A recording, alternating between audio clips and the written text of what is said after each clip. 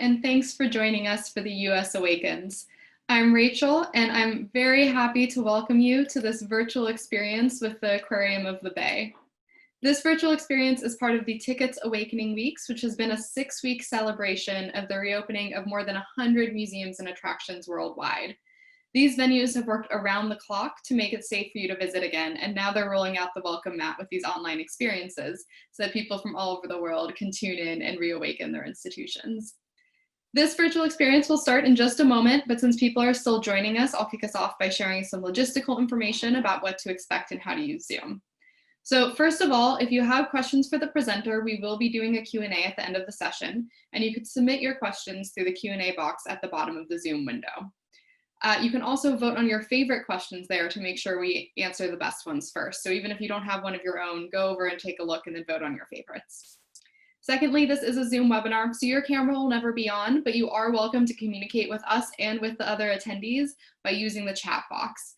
In the chat, please select all panelists and attendees so that everyone tuning in can see your thoughts, and we encourage you to share where you're joining us from today. Finally, this presentation will be recorded, and we'll be sending that out to all of you and all registrants in the coming weeks so that you can share it with all your friends and relive the experience.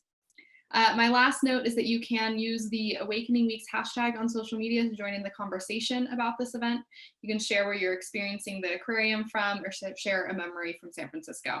Tag us at Tiqets or use the hashtag Awakening Weeks, and we'll be sure to share your post.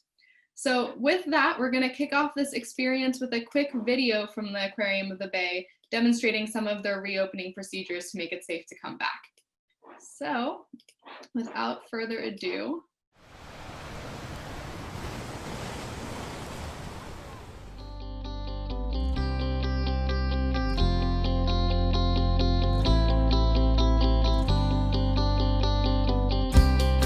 welcome to the Aquarium of the Bay. We are ready to reopen for you, but we want to keep you healthy and safe. We have a number of safety and sanitization protocols for you to follow. At the Aquarium of the Bay, we have ensured the best possible safety practices for our guests coming back to visit with us. We are implementing new protocols, including cashless ticketing, time ticketing, and a touchless experience for your tickets. Masks are available for sale, either reusable masks or one-time use masks. We've installed acrylic shields throughout the facility in ticketing and retail areas for your safety.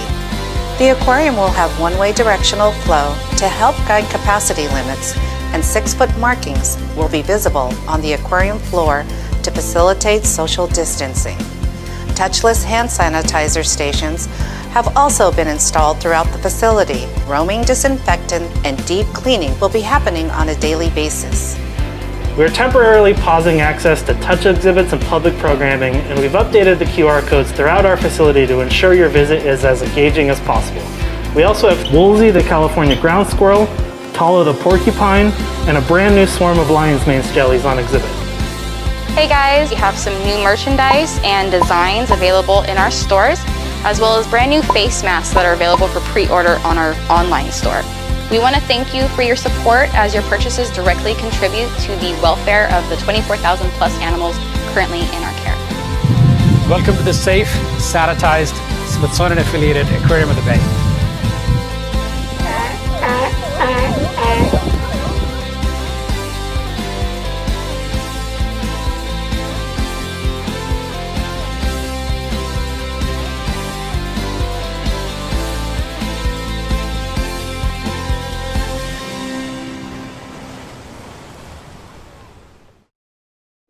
fabulous. So with that video, I'm so happy to pass it over to Alice at the Aquarium of the Bay.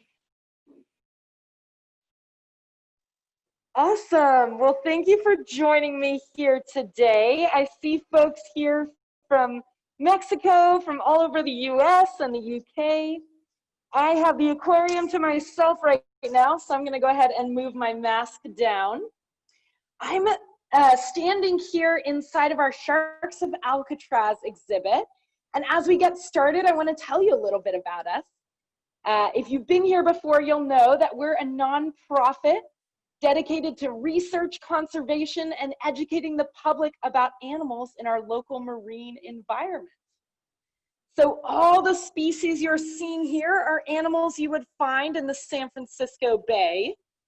Right now I'm standing in the Sharks of Alcatraz exhibit, a large tunnel with all local species of sharks and fish.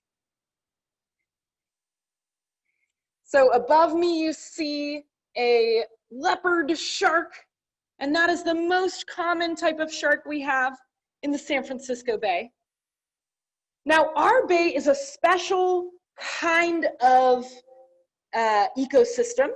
It's called an estuary, where saltwater and freshwater mix together, which means that animals you would find in freshwater, like rivers, and animals you would find in saltwater, like the greater ocean, are able to live together in our special ecosystem. So you have animals here like the striped bass, which are primarily found in rivers and streams and lakes throughout North America. And then you have saltwater animals like our leopard sharks. Now we have 6 different sharks here at our aquarium of the bay, 6 different kinds. This shark is a baby 7-gill shark. Now she's a big baby, she's about 3 feet long, but when she's full grown, she will be 7 feet long. And we'll send her back out into the bay. Because we're doing research about conservation here at the aquarium, we have a special scientific permit to collect some animals from the wild, bring them to our aquarium for 2 years to study, and then release them back into the wild with a tag so that we can study their migration patterns. So the sharks you're seeing here are wild sharks. They've come from the wild, and they'll go back to the wild in 2 years. Now we also have bat rays here, a kind of stingray. And these stingrays, when full grown, are 6 feet across, wingtip to wingtip. So they're really large animals. And they are basically flat sharks. Sharks and bat rays are technically fish, they're just not bony fish. So unlike these striped sea bass, which have skeletons, or just like the kind of fish that you would eat, sharks and bat rays have bodies with cartilage. Now what's cartilage? Well, wiggle your nose or wiggle the top of your ear, and you'll feel kind of a flexible thing. It's not bone, but it provides some structure to your ears and your nose. And that's what sharks and bat rays have. And yes, somebody posted they're like shark pancakes. They absolutely are. Bat rays are, that is. All right, now I'm gonna take you around to look at as many animals as we can, but we have over 24,000 animals in our collection, so we won't be able to see all of them today. I'm gonna show you my favorite highlights. Now, this enclosure might look like it's just full of rocks, but it actually has another animal that we're researching here at our facility. Now, I'm going to give you a moment to look and count and type in the chat if you want how many fish you can see right now. You might be thinking 0, that's okay.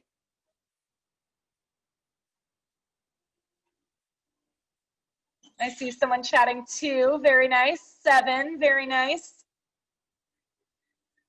These bumps on the rock are actually fish, and they're a small kind of fish called a spiny lumpsucker.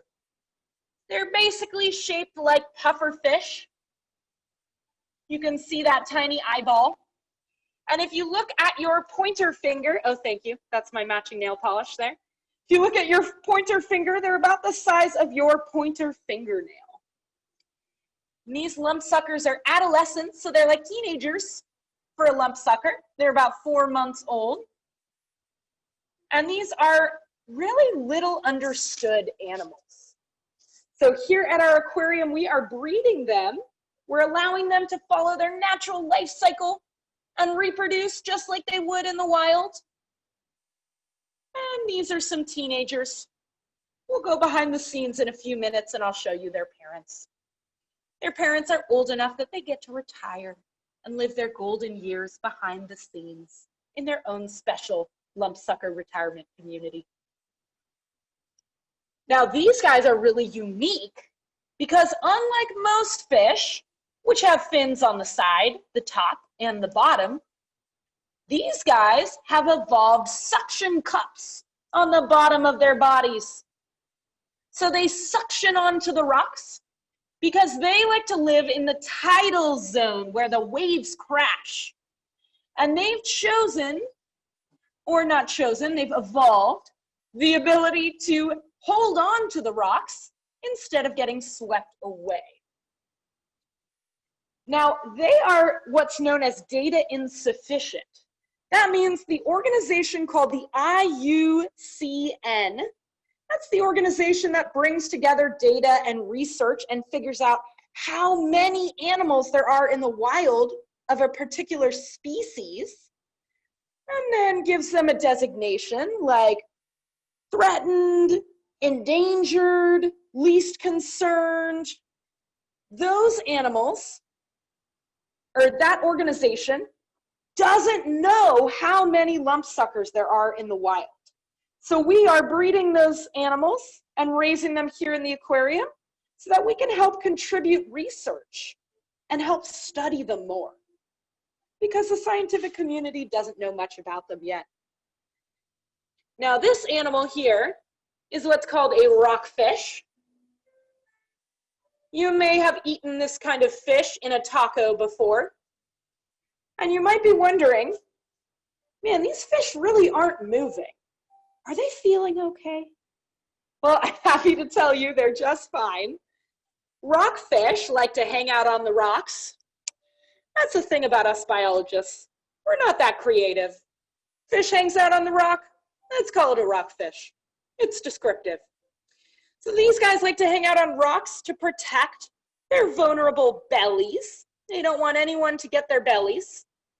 Their backs are protected with sharp, venomous spines. So if a shark or a sea lion or another predator tries to take a bite out of them, they'll get hurt on those venomous spines and they'll spit out that fish. And that is the rockfish, their best method of defense. Now, it's been recently discovered and studied that fish actually sleep just like we do. But they don't have eyelids that close in the same way ours do. So these fish that aren't moving might be trying to blend in so that predators don't get them, or they might just be taking a nap. Because these fish are so good at saving their energy and resting, rockfish can live over 100 years in the wild. So if you're ever having a lazy Saturday and someone tells you to get up, just tell them, I'm being a rockfish. It'll give me good health and a long life. And try it, see if it works. We also have echinoderms, which is an invertebrate. That means an animal with no backbone, like this starfish. And starfish are actually not fish. They are more closely related to coral than to fish. So we call them sea stars. We are standing in our nearshore tunnel exhibit now. Just like that shark tunnel, this represents a natural ecosystem, but you might notice it's a lot brighter in here than the shark tunnel. That's because sharks live a little bit deeper. Sharks live about 100 feet down or deeper in the deepest parts of the San Francisco Bay. So our nearshore tunnel is here to show us what animals look like that live closer to the surface in the brighter parts of the San Francisco Bay. So we've got sea wrasse here. This is a fish called the senorita wrasse. I love that name. We've got 20 different kinds of rockfish. And we've got a small shark called a swell shark. Now, believe it or not, you are looking at a shark right now, though it might be hard to find. That spotted animal hiding in between the rocks there, there's 3 of them right here, actually. That animal is a swell shark. Now, you've probably heard that sharks need to keep swimming to survive, and some of them do, because sharks breathe through their gills, these little slits in their side that take in water and spit water out and keep the oxygen. But swell sharks have a special kind of gill that pumps water even when they're resting. So these swell sharks are hanging out and resting. They're trying to blend in. And swell sharks have a really important defense. When they're scared, when a bigger shark comes by, like that 7-gill shark we saw earlier, they will swallow a lot of water and swell up really, really big so they get stuck in the rocks.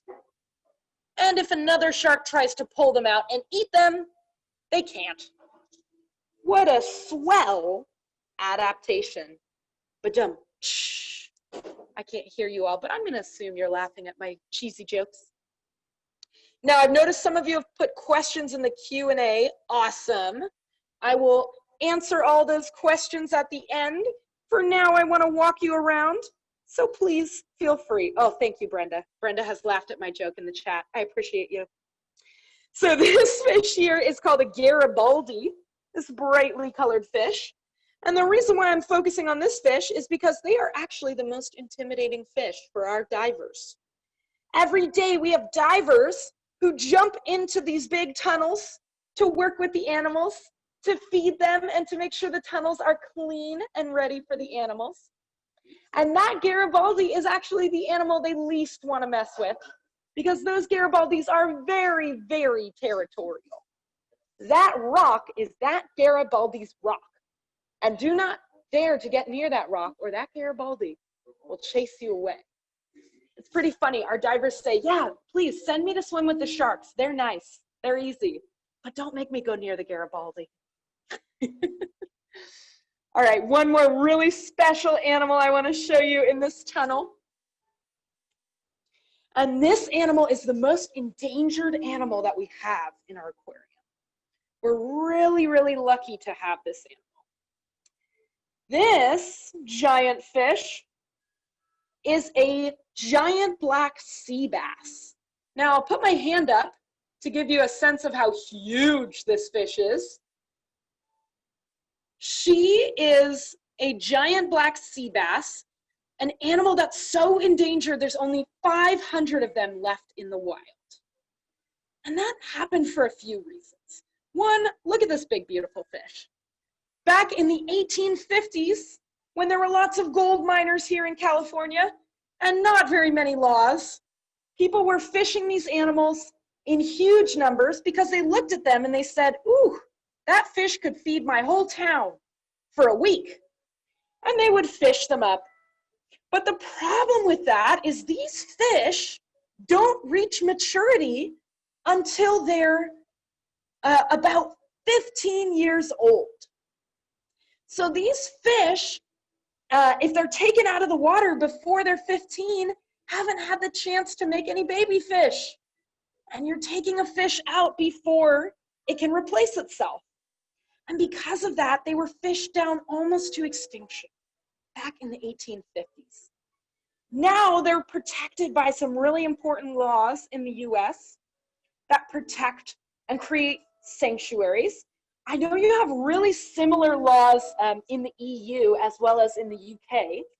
And for us, they're called marine protected areas. And these are parts of the ocean or the coastline that are like national parks underwater. You can't fish or take animals out of these areas so that gives them a chance to reproduce and make sure that their numbers continue to grow. Now, we're part of an international organization called the AZA, the Association of Zoos and Aquariums.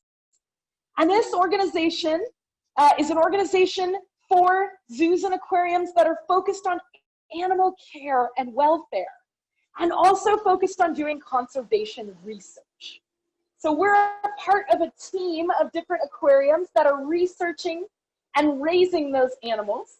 And there are actually some aquariums that are doing breeding programs to try and release those giant black sea bass back into the wild so that they can reproduce and grow their numbers. And hopefully we can keep them from the edge of extinction. A lot of zoos and aquariums do research behind the scenes that as a visitor, you might not know about. All right, I'm gonna put my mask back on because I'm going behind the scenes now to show you where the magic happens. This is an area that's not normally open to the public, so it's a special treat for you all. So I've just climbed up through that trap door. Now I am standing in front of my favorite place, the pump room. So we are lucky to be right on the shore of Pier 39, right on the San Francisco Bay, because that means we can get fresh water right out of the bay. And it is the perfect temperature and chemistry for our animals. But we have about 700,000 gallons of water in our aquarium. I did some math. That's about 35 swimming pools worth of water in our aquarium. It's a lot. So when we take water from the bay, we pump it through our exhibits, and then we send it right back out into the bay for the wildlife to continue using. All right, I want to show you our kitchen here, where a lot of the magic happens. And we've got one of our animal care specialists. That is our jelly biologist. He focuses on cultivating and raising jellies here at the aquarium, as well as caring for our jellies. And he is in here getting ready to feed animals. That large orange tank he's standing next to has brine shrimp in it. Oh, he's pointing, thank you. And brine shrimp, you might have heard of sea monkeys, are an animal that we feed to some of our smaller animals like sea anemones and jellies. Now we've got a very complicated feeding schedule up there on the wall. We have two different kinds of feedings. We have what's called a broadcast feeding and a target feeding. So a broadcast feeding is when we take lots and lots of chunks of squid and fish. Yeah, this building is made of solid concrete and steel to hold up 700,000 gallons of water. So sometimes my Wi-Fi has trouble. Thank you. I was just mentioning, broadcast feed is when we drop lots of things in the water for all the fish to grab. A target feed is when we have a colored ball on a stick and we train our larger animals, like those sea bass and sharks, to follow that ball on a stick and come get some fish. So we hand feed our sharks and our giant sea bass for a couple of reasons. One is because they are predators. And guess what happens if you don't feed a predator enough food?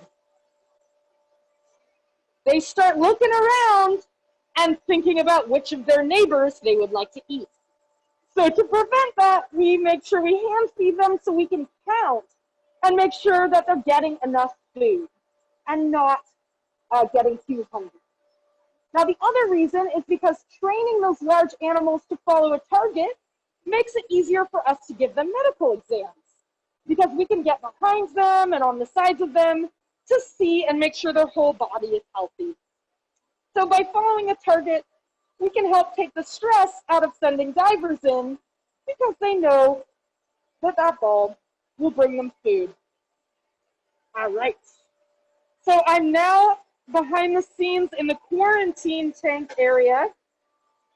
Now, I used to have to explain what quarantine means to people, but unfortunately, we all know what quarantine means at some point during shelter in place or during the COVID crisis. But basically, these are the tanks where we put animals that are too young or too old or need some medical care, and they're not ready to go out into the exhibits for the public.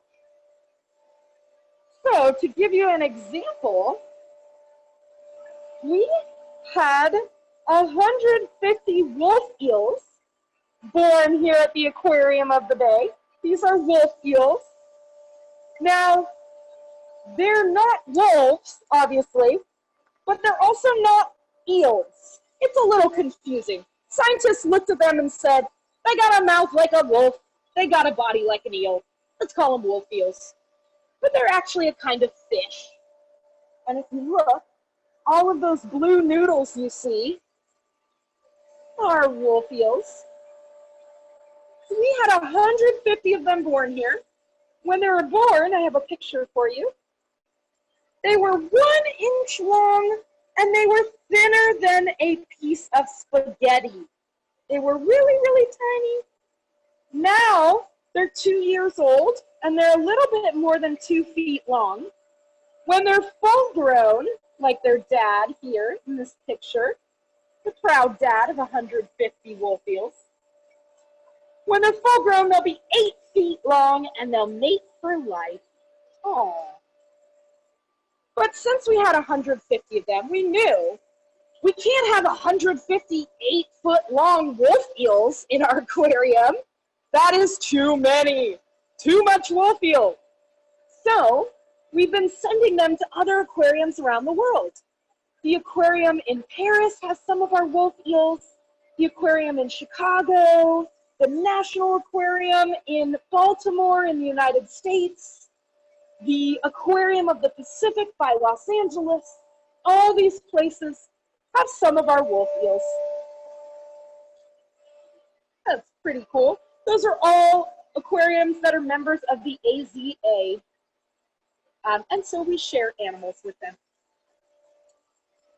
Now to come back to an animal we saw out there on exhibit.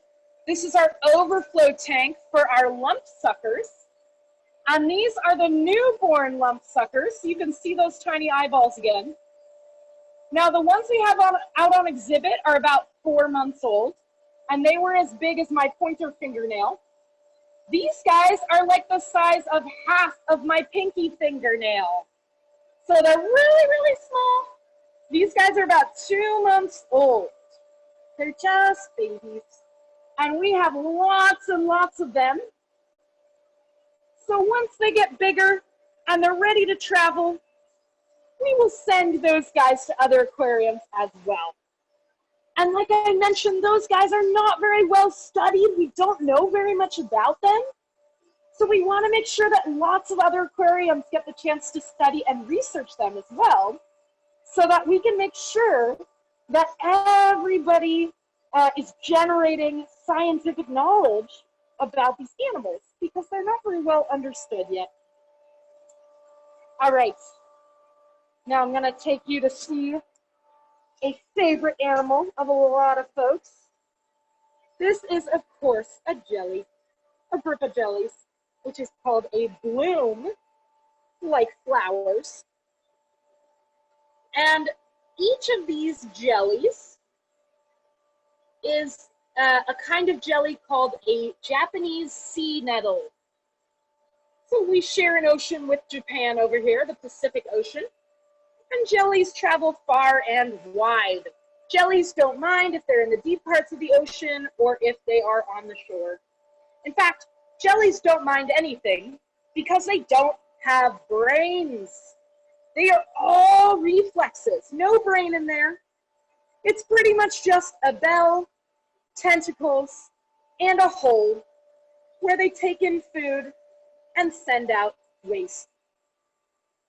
So you might notice it looks like there's cracks in the glass here, but it's actually all of these really tiny tentacles. And these tentacles are lined with stinging cells called nematocysts. So each of these stinging cells is like a hook on a spring, and it's all automatic reflexes. When an animal brushes past these tentacles or touches these tentacles, everywhere they touch, the hooks automatically shoot out of the tentacles, grab onto the animal, and sting them with neurotoxin. Now, if you're a teeny tiny plankton, then that sting will be enough to paralyze you, and the jelly can pull you in and eat you. If you're a human, it'll just hurt a lot, but it won't do any permanent damage. None of the jellies you find off the California shore do permanent damage. Some of the ones down in the Gulf of Mexico, like fox jellies, have a more powerful sting that can give people seizures, but our Pacific Coast ones are all okay. Now, it might surprise you. Sometimes people ask, how old can a jellyfish be? It might surprise you to learn that some jellies are hundreds of years old before they ever even look like a jelly. This stage in the jelly life cycle, where they have this bell, this round part that you're seeing, that is the final part of their life cycle. They may have already been alive for hundreds of years before they grow that bell. So let me show you what I mean. They all start as larvae. Those are teeny tiny little plankton you can't even see in the water. And then they'll grow a foot on the bottom and grab onto the rocks or the shore, or in our case, the tank, and put up little arms like a sea anemone. Now, they can stay a polyp as long as they need to. If it's too warm or too cold, or the water chemistry isn't right, they can stay a polyp for a long time.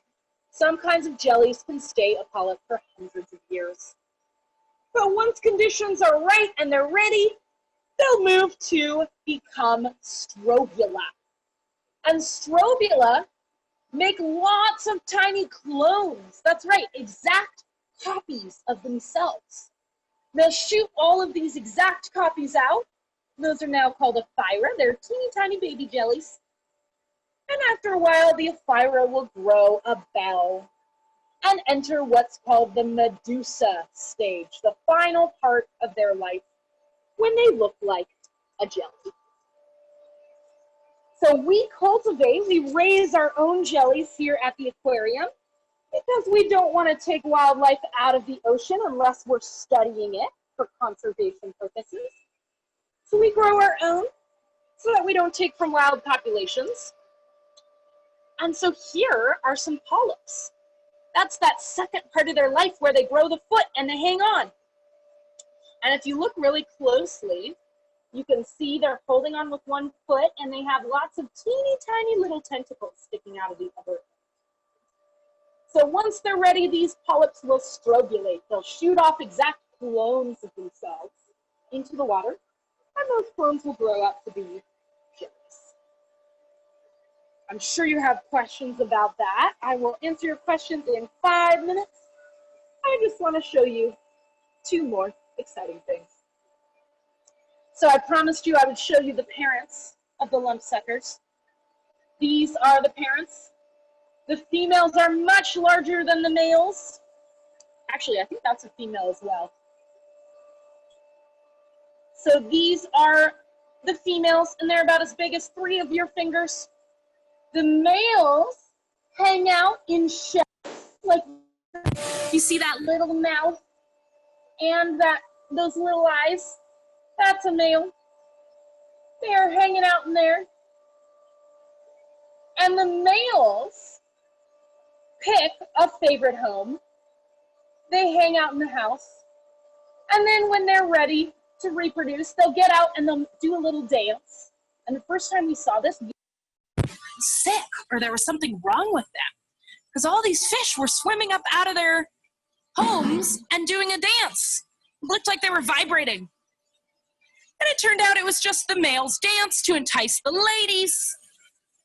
So when the ladies see a dancer that they like, they'll come over and lay an egg in there. These are called lumpsuckers, spiny Pacific lumpsuckers.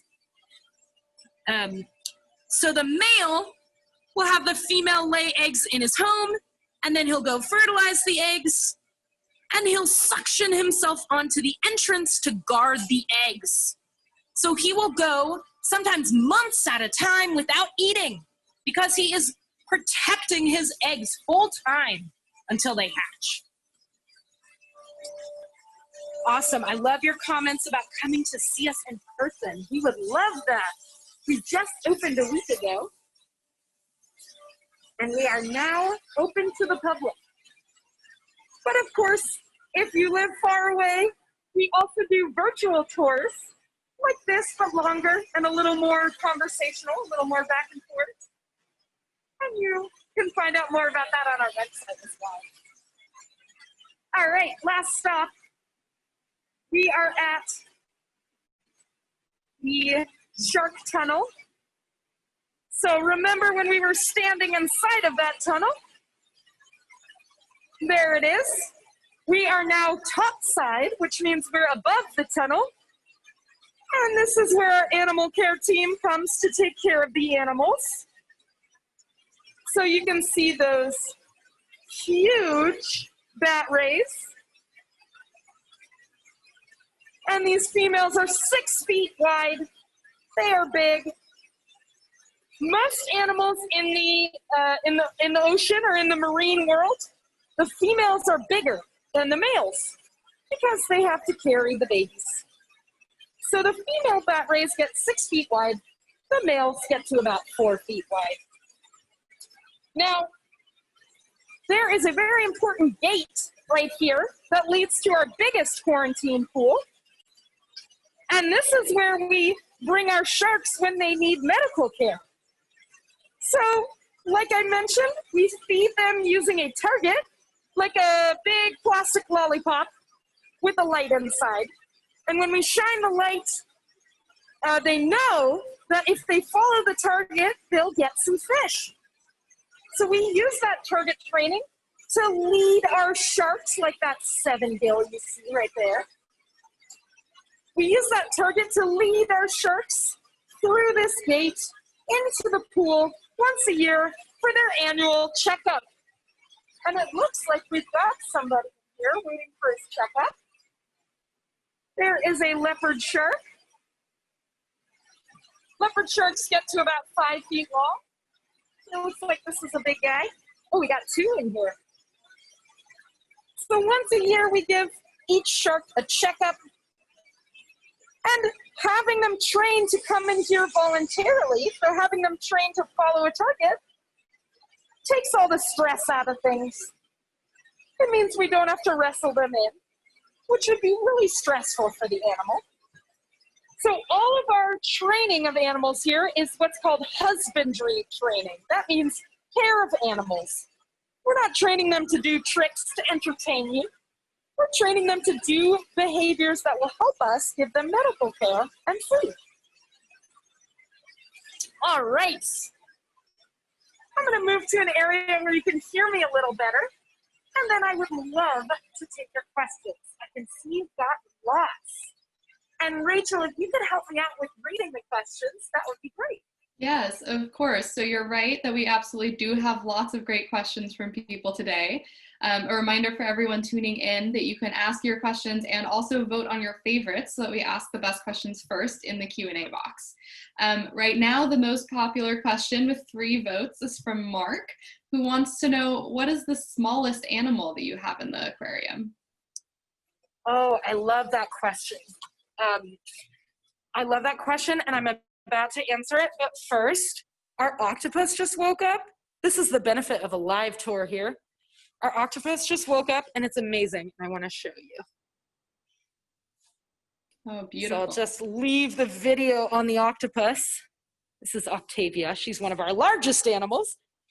But to answer your question, our smallest animal, I love that. Our smallest animal is probably our club-tipped anemones. So if you saw those little pink spike balls everywhere, those are our club-tipped sea anemones. Let me find you some. We're back at the lumpsucker enclosure. All of those little pink things are an animal called an anemone. They're closely related to a jellyfish, or jelly. And a lot of these guys actually snuck into the aquarium. Now that might sound kind of funny, but they came in through our filter when they were teeny tiny larvae, and they made it through. We filter out dirt and big stuff, but the larvae were so small, they did it. So we said, you know what, you hitchhiked to get here, but we're glad you're here. You can stay. And now we have lots of club tip anemones. Oh, very cool. Okay, that green you can see that she's climbing on top of are her eggs. Our octopus has recently laid about 20,000 eggs. So she is there sitting on top of her clutch of eggs, waiting for them to grow up. All right, do we have more questions, Rachel? Yes, plenty more. So the next most popular question is also from Mark, who wants to know, how much food do you have to bring in each day to feed all the animals? That is such a good question, Mark. And you know what? I don't know exactly. We have a member of our team who does all of the food ordering. I can tell you that I do know sharks eat only 3 times a week, which is good because they eat a lot, because they are, they're cold-blooded. And so for humans, we eat a lot of calories every day because we have to keep ourselves warm, and that actually takes a lot of energy. But sharks and most fish don't have to keep themselves warm, so they don't use up quite as much energy. So I would say we're probably going through, maybe 300 pounds of food a week. And yeah, doing feedings for large animals about 3 times a week. For our smaller animals, we're doing them about twice a week. Good question. Great. And Octavia will usually... Oh, go ahead. Go ahead, sorry. No. Oh, I just was going to say, Octavia, our octopus, will eat every day because we like to give her puzzles. So she'll eat a tiny bit of food every day that we put inside of like a puzzle box or a water bottle that she has to unscrew, something like that, so that she can exercise her brain while she's getting food, because octopus are very smart. That's great. The next question is from Patricia, who wants to know, do some of the fish eat other species of fish in the aquarium, or do you tend not to mix the fish that would do that? That is such a great question. Let me show you an example.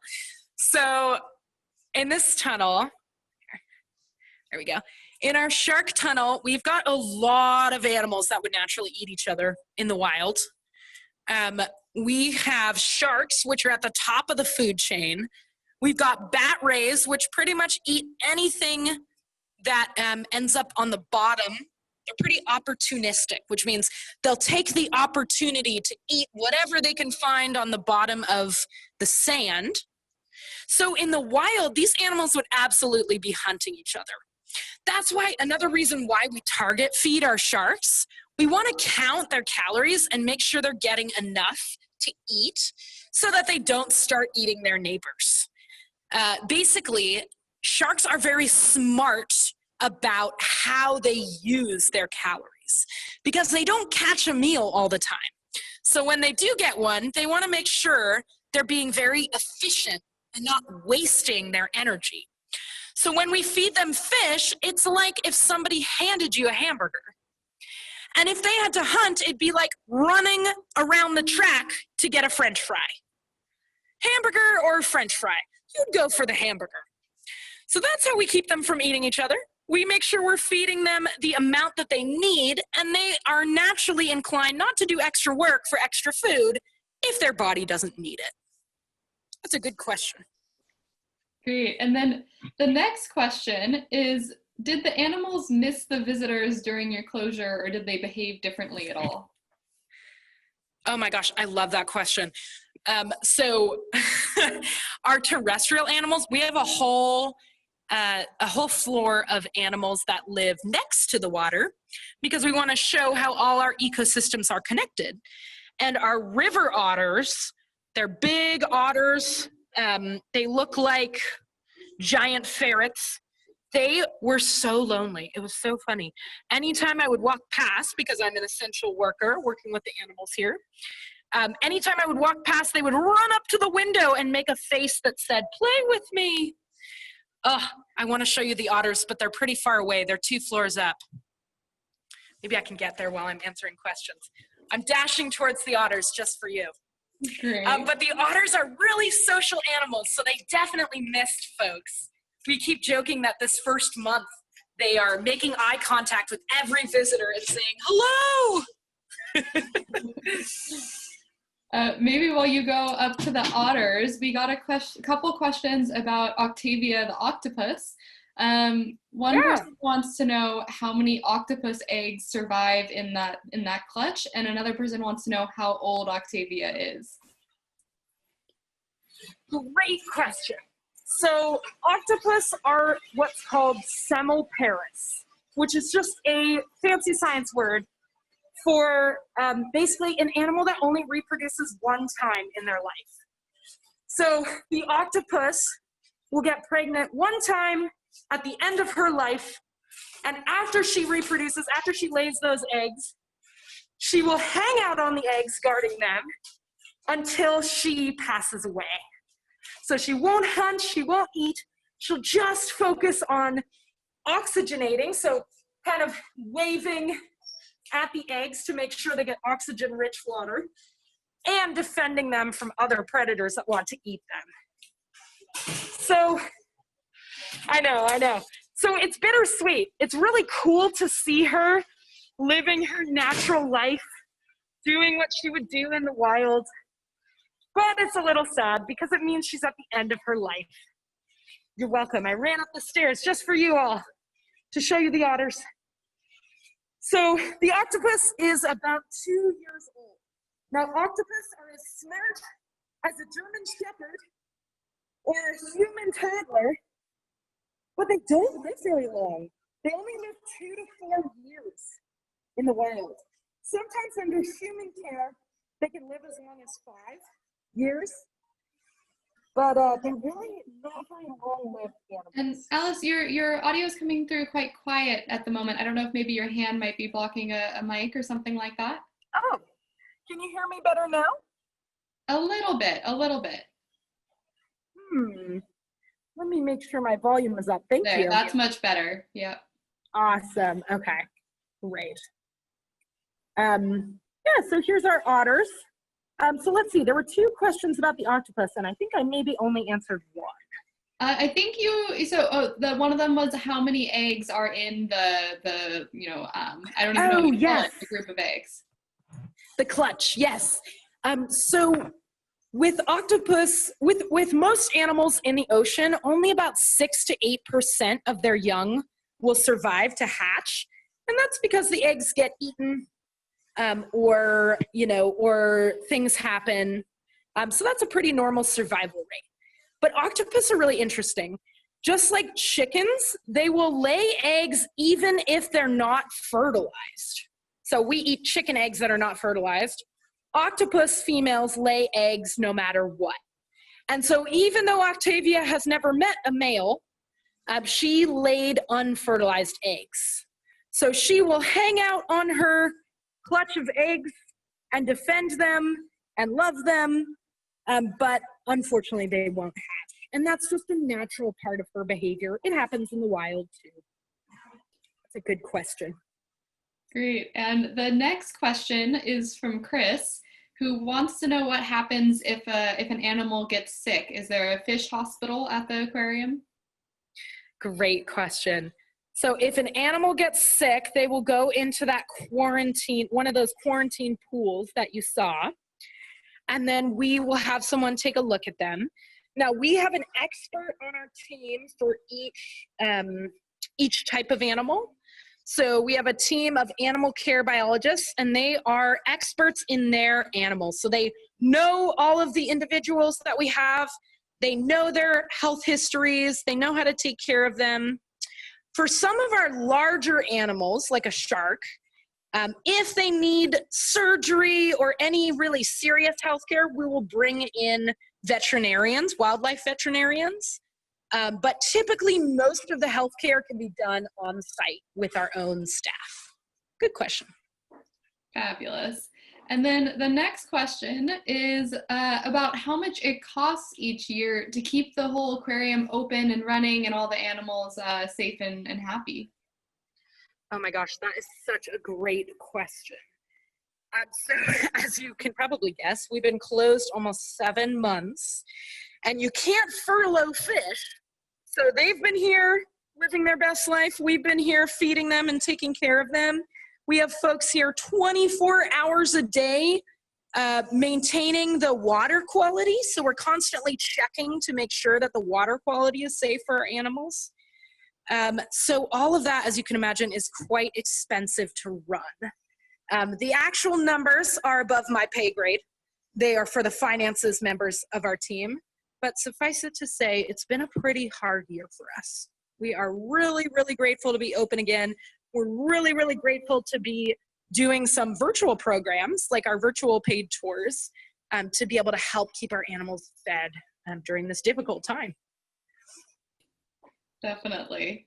And then I'll just remind the audience quickly that we have more questions than we'll probably get to, so do vote on your favorites so we ask the best ones in the time we have left.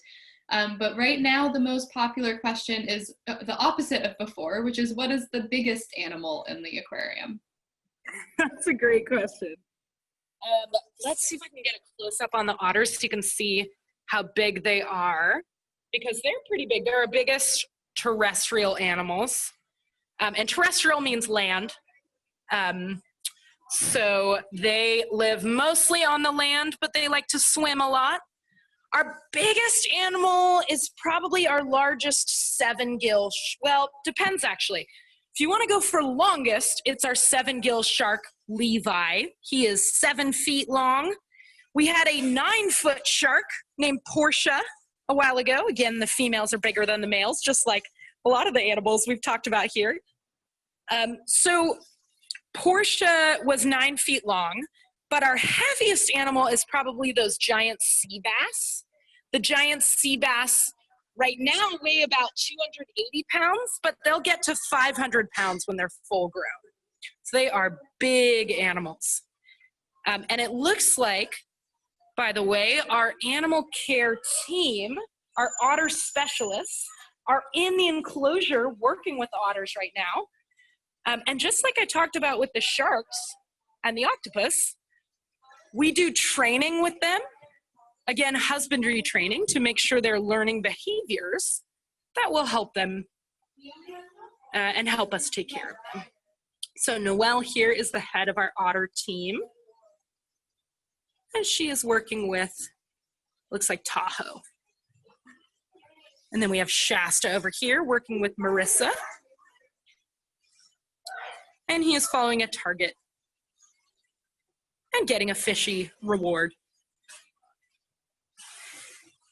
Any other questions while we watch the training? Yeah, while we enjoy this. Another question is actually up top from Stella. She wants to know, how long does it take to train the fish to eat from the target? That is a great question. Marissa's waving hello to you all. That's a really good question. I know for otters, it can take years. We only have our largest sharks for 2 years because they come from the wild and they go back to the wild so that we can tag them and study their migration, their travel patterns in the wild. So I believe for the shark, it only takes a couple months. And the reason for that is also because we're activating the shark's most important sense. Sharks have a sixth sense. They don't have good eyesight. They don't have very good hearing, but they have really good electroreception. So that means they have an organ in their nose that we don't have called the ampullae of Lorenzini. And it's basically this little sensor that senses electrical signals in the water. So sharks use the heartbeats of fish and their movements in the water to help them hunt. So when we're using that target with sharks, unlike that target stick that we're using with the otters, the shark one has a light bulb in it. And when we turn on the light bulb, the sharks can feel that electricity in the water. Let me try to get an angle with less glare here. Sun's coming up over here in California. All right, now these behaviors are to check the otter's mobility and make sure that he's healthy and that his spine is aligned properly. That's great. And there's a question on otters specifically. Someone wants to know how many otters are in the aquarium in total. We have 4 otters total. Right now there are 2 out on this exhibit, and then we also have a behind the scenes area for otters. Oh, here we go. Got an underwater, we can block the glare. Sun's too bright right now. So we have this area out here, and then we have a behind the scenes area for the otters to hang out in. So 2 of them are out on exhibit today, and 2 of them stayed behind. We like to mix it up, who comes out and who stays back, to give them a chance to hang out in different groups. Because as you probably know from staying inside with your family or your roommates, sometimes being in the same room with the same people every day all the time could drive you a little crazy. And otters are really, really smart, so they get sick of each other if they stay all together. So we break up the 4 and put them out in different combinations every day. That's fabulous. And then we're on to what I think will have to be our last question, sadly. And this question is from Carrie, who is wondering if there's anything special that you do for the animals that you plan to re-release to the wild. Is there any special care or feeding process or anything like that? That's a great question, and it's so important because animals that are born under human care cannot be released without special training. And the reason for that is because, 1, they might not know how to be a wild animal. And 2, because we don't want to flood the natural population with all of our genetically identical animals here. So if we released our animals into the wild, there'd be more of our animals than there would be wild animals. And that would change the genetic diversity of wildlife. So all that to say, you can't release the animal if it's born under human care. You can release the animal if it came originally from the wild, but you need special permits from the Department of Fish and Wildlife to collect wild animals. So don't go out and collect them yourself. That's 1, not a good safety idea, but also not allowed. We have special permits that allow us to take the sharks that we take and hang on to them for a couple of years. And the nice thing about sharks is they are pretty driven by their natural awareness. They're pretty instinct driven. So they don't forget how to be sharks while they're with us. It's like a 2-year vacation where somebody gives you food and you don't have to hunt for it. And then they go back into the wild and they still know how to be sharks. It's a good question. Fabulous. And I am so sad to say that that's all that we have time for today. I really wish we could just watch these otters and listen to your knowledge all evening here, all day there. But sadly, that's all we have time for. I want to thank you, Alice. I see a chat says you should be voted best guide ever. So people really enjoyed our time together, and especially the bonus octopus and otter footage at the end was such a treat. So as a reminder to everyone, this experience was part of the Tiqets Awakening Weeks, which is all about celebrating the reopening of museums and attractions just like this one. If you are nearby in San Francisco, do consider going for a visit and supporting them in person. We've put a link in the chat already where you can go and do that. And you can also visit tiqets.com/blog/awakening weeks for more virtual experiences like this one and more information about other museums and attractions that have reopened near you. So thank you, Alice, again, so much for your time and for everyone tuning in. Bye, thank you. Have a good day, everyone.